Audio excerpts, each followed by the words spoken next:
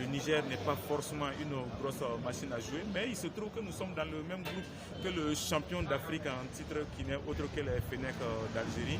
Ça va être vraiment l'adversaire à battre pour les étalons. Malheureusement, l'Algérie aujourd'hui, c'est une grosse machine du football africain qui regorge de beaucoup de talents, notamment Riyad Mahrez, qui est l'un des meilleurs joueurs de ce continent-là, et un entraîneur chevronné et expérimenté en la personne donc de Djamel Belmadi. En plus du talent de cette formation algérienne, il y a une donne qu'il ne faut pas négliger, c'est que pour effectuer le déplacement du côté de l'Algérie, c'est toujours assez très périlleux. C'est un pays qui est difficile à aller jouer. J'ai déjà fait l'expérience en 2013 lors des éliminatoires de la Coupe du Monde 2014 où nous avons été accueillis de la manière la plus difficile du côté de Blida. Et une autre donne qu'il faut savoir, nous allons jouer en phase de poule contre 3 autres adversaires. Cela veut dire qu'il faut faire le carton plein à domicile.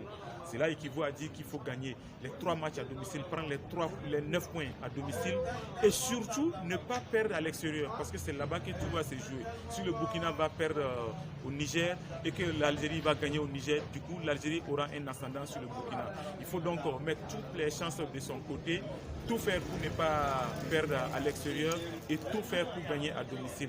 On n'a pas une équipe aussi mauvaise que ça. On a peut-être un problème de management et on se dit qu'avec le nouvel entraîneur Kamou Malo, on saura mettre beaucoup de panache pour permettre à cette formation des talents-là d'être vraiment en jambes et nous permettre en tout cas de connaître des lendemains meilleurs dans les éliminatoires de la Coupe du Monde 2022. Pour ma part, ce n'est pas forcément parce que l'Algérie est détentrice donc de ce grand sacre-là continental africain que l'Algérie peut effrayer donc les étalons du Burkina Faso. Je voudrais vous rappeler qu'au niveau donc des étalons du Burkina, ce qui est souvent fâcheux, c'est les mauvais résultats qu'on a sur nos propres pelouses. Si les Burkinabés arrivent à faire, en tout cas, à battre toutes les équipes qui viendront donc au stade du 4 août et aller négocier 3 points ou 1 point donc à l'extérieur, il n'y a pas de raison que les étalons de Burkina Faso ne franchissent pas ce cap donc de première de la poule.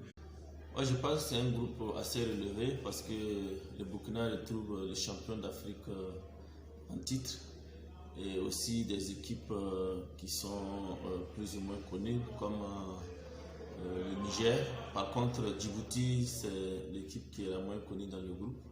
Mais je pense que le Burkina ne pouvait pas mieux se retrouver que dans un groupe assez relevé.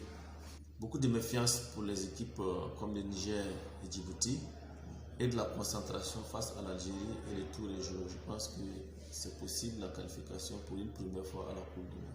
Il faut jouer à fond, il faut prendre les 3 points au stade du 4 août et se dire qu'avec le Niger, nous devons aller battre le Niger du côté donc de Niamey parce que c'est déjà la clé de voûte de notre participation à la Coupe du Monde. Si on n'est pas capable d'aller battre le Niger chez eux, aller battre Djibouti chez eux, c'est-à-dire en aller-retour, on les gagne ici, on les gagne donc à Djibouti. Et maintenant, José, donc le match Algérie-Burkina Faso, puisque c'est la finale, donc moi je vois ça comme ça, la finale donc, de cette poule.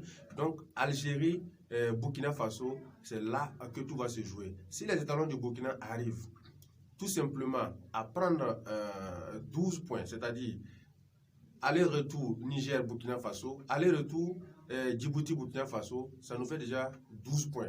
Maintenant, l'Algérie, on peut maintenant négocier le match de l'Algérie. On fait une victoire au stade du 4 août, on négocie un nul. Et du côté donc, de l'Algérie, il n'y a pas de raison que le Burkina Faso ne soit pas donc, à la prochaine Coupe du Monde. De mon point de vue, historiquement parlant, la Coupe du Monde n'a jamais été un objectif véritablement pour le Burkina. Voilà, souvent on joue quand on voit que c'est prénable, on fonce maintenant. Sinon, je pense que c'est un bon groupe, mais il faut reconnaître aussi qu'à l'heure actuelle, l'Algérie domine largement le groupe. C'est un bon favori, ils ont remporté la dernière Coupe d'Afrique des Nations et tout ce qu'ils ont montré jusque-là montre que l'Algérie, pour le moment, a les chances véritablement de s'en sortir dans ce groupe dans lequel se trouve le Burkina Faso. Même si le Burkina Faso a également ses chances, je pense que véritablement il faut reconnaître à César ce qui est à César. Mais nous sommes en sport, nous sommes en football et je pense que les Étalons aussi peuvent croire à leurs chances, même si elles sont minimes.